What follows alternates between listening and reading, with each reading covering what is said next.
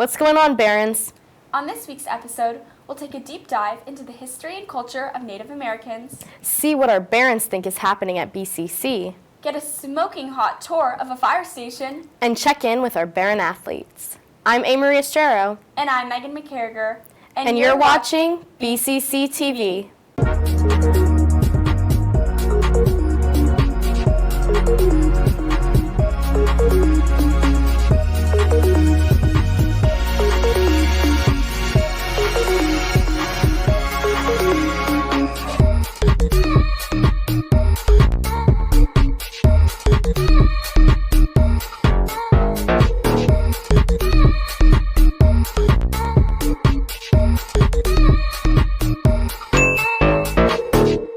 What's going on in the news this week, Megan?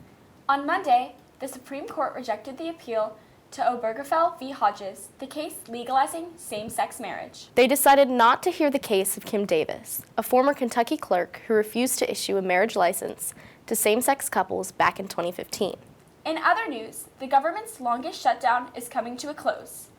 After having a series of votes to finalize the deal, the Senate Republicans and Democrats have come to a consensus on the bill, which will extend government funding, not including the Affordable Care Act tax credits, until January of 2026. In BCC news, the fall play premiered last night in the auditorium. The play also has a show tonight at 7 p.m. and tomorrow at 2 p.m. and 5 p.m. Make sure to check it out.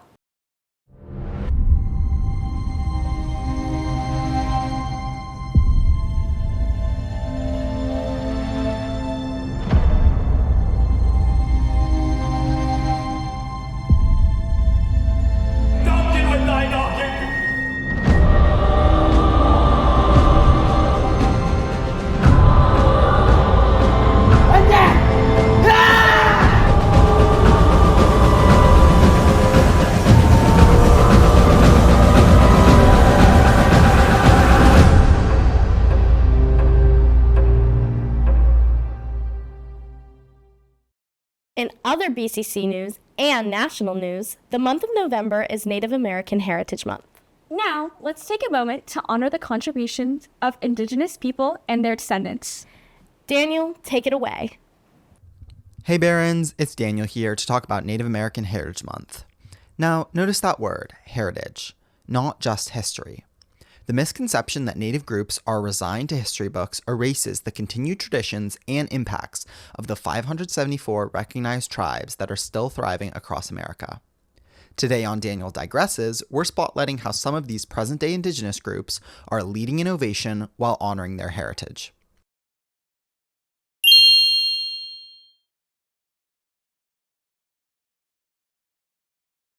Take environmental sustainability. Indigenous groups have always held a deep respect for nature, and Native communities across the U.S. are using their traditional knowledge to combat modern climate disasters. In California, for example, the Karuk tribe has practiced controlled burning in forests for centuries to enhance crop growth and prevent wildfires. Now, with the increase in catastrophic wildfires in the state, the California government has turned to the tribe to re-implement their fire-preventing practices, weaving their traditional knowledge with a modern mission. The Intertribal Buffalo Council is similarly working to restore bison herds to tribal lands. For tribes in the Plains regions, bison are central to spiritual and cultural practice. In the mid-1800s, the U.S. military leaders knew this and ruthlessly massacred bison to force Indigenous people into reservations. Now, tribes are using modern conservation science to restore both their ecosystem and their heritage. Indigenous communities have also innovated on how to preserve their traditional languages in the modern day. When the Cherokee Nation saw its language in danger of being lost, the community built an app to preserve common phrases and share them with a wider audience. It isn't just language that's being preserved, though. Artists are blending traditional music with modern styles to form never-seen-before syncretic art. Jeremy Dutcher, a classically trained Canadian Indigenous musician, is a preeminent example of this work. His work, which layers his operatic tenor voice over 100-year-old wax cylinder recordings of Wallastock songs, that's crazy, I want to meet him, won him the highly prestigious Polaris Music Prize. Designer Bethany Yellowtail similarly weaves heritage into her work. She's collaborated with brands like Carhartt to bring traditional cultural designs and motifs to contemporary garments. Indigenous people across the continent have taken a leading role in preserving culture for generations to come. But anyways, I digress. This Native American Heritage Month, just remember that Indigenous peoples aren't a chapter in your APUSH textbook.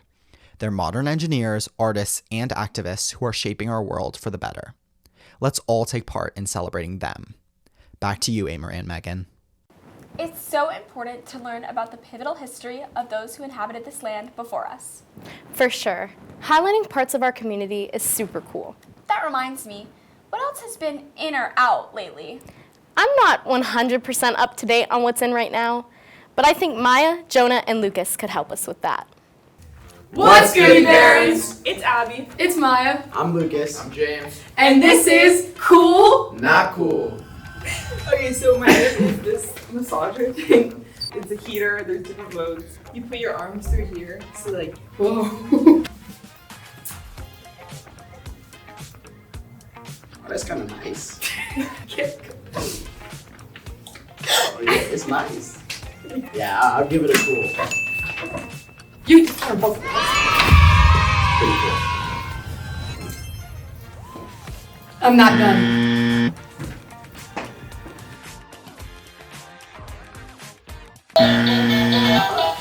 oh wait.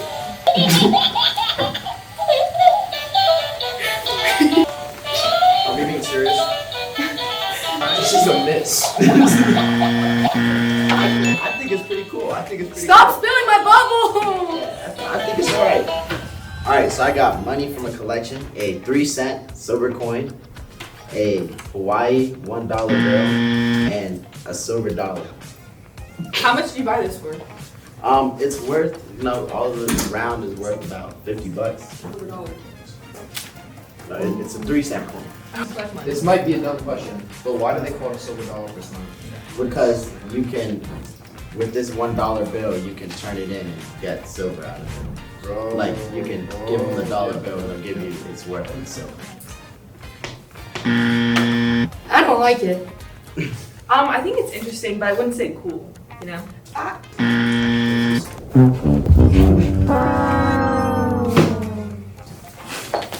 So picture this, you're doing your thing on the toilet, getting into it.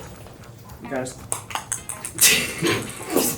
What happens? Just like that happens though. But yeah, what if you miss? You gotta get up and Yeah. get the ball. You gotta get up. that's why you have 2 balls. Yeah, but then what if you lose that one too? Maybe it'll bounce back. I don't know, but it'll be fine. It'll be fun too. So that's my item, guys.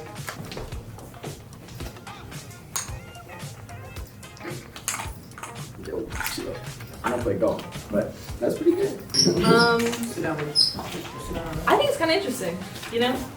Would I use it? No. I thought it was pretty cool. Keeps your feet warm while you're using the bathroom. Looks like I won, guys. Link up top. Back to you, Amory and Megan. Our barons sure know what the latest trend is these days. Definitely. Abby's massage gun was just exuding chicness. All their items were totally fire.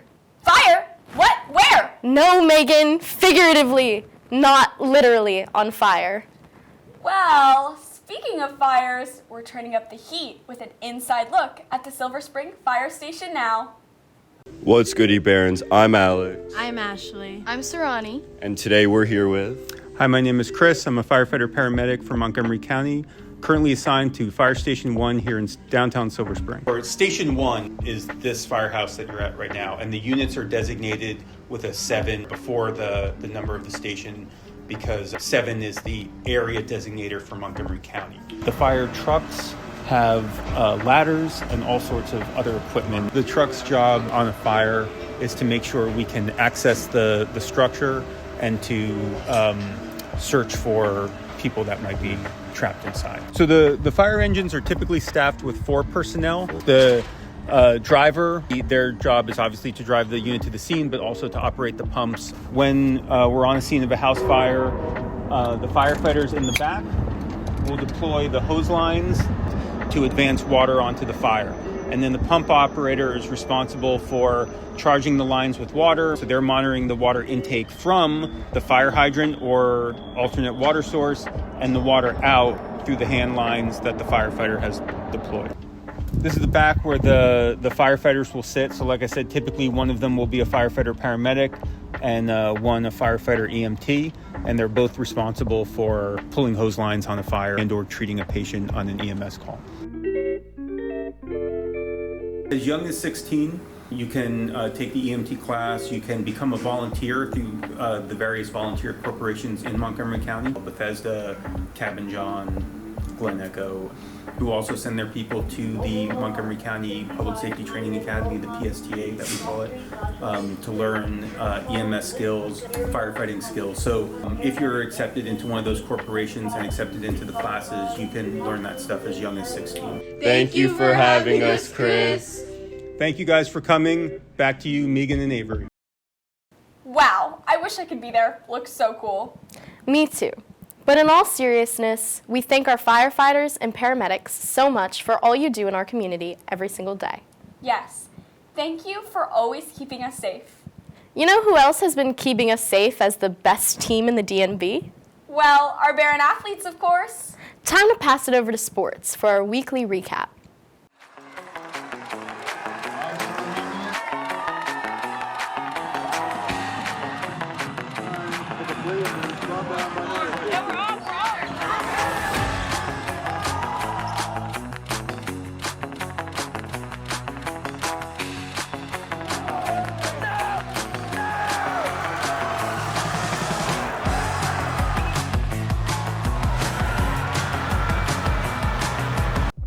What's up, Barons? A lot has happened in the past week, so let's recap our sports team's accomplishments. On football news, unfortunately last Thursday, BCC lost to Blair 20-24. They had a strong season and put up a good fight. Great job, Barons. In cross-country news, last Saturday, they ran at the state meet. The girls became state champions for the second consecutive year, and the boys came in third. Naya Stoyan came in first with a time of 19 minutes and 44 seconds. Congrats. Women's soccer won the semifinals against Severn Run and beat them 2-0. Both goals scored by Claire Yonley. Make sure to show up at their finals game against Perry Hall at UMBC tomorrow at 5 p.m. Good luck, Barons, and we're excited to hear how it goes. BCC Cheer participated in the state meet last weekend. They placed 8th overall. Let's check out some footage of how they performed.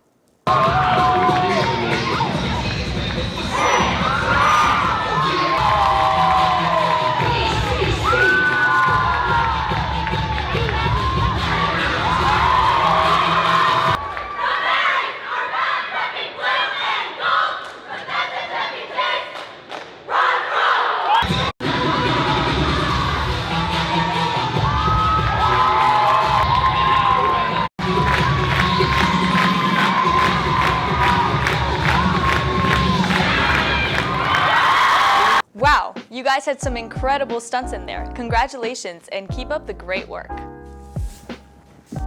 Good luck at tryouts for basketball, swimming, wrestling, bocce, indoor track, and cheer starting tomorrow.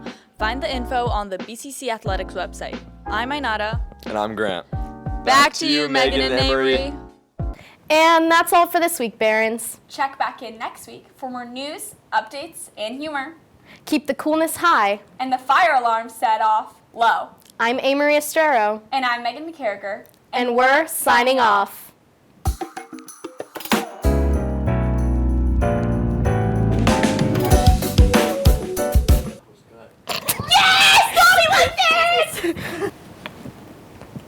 I think the last time this happened, we turned the computer off. Don't let me touch buttons. Yeah, thanks, Lottie.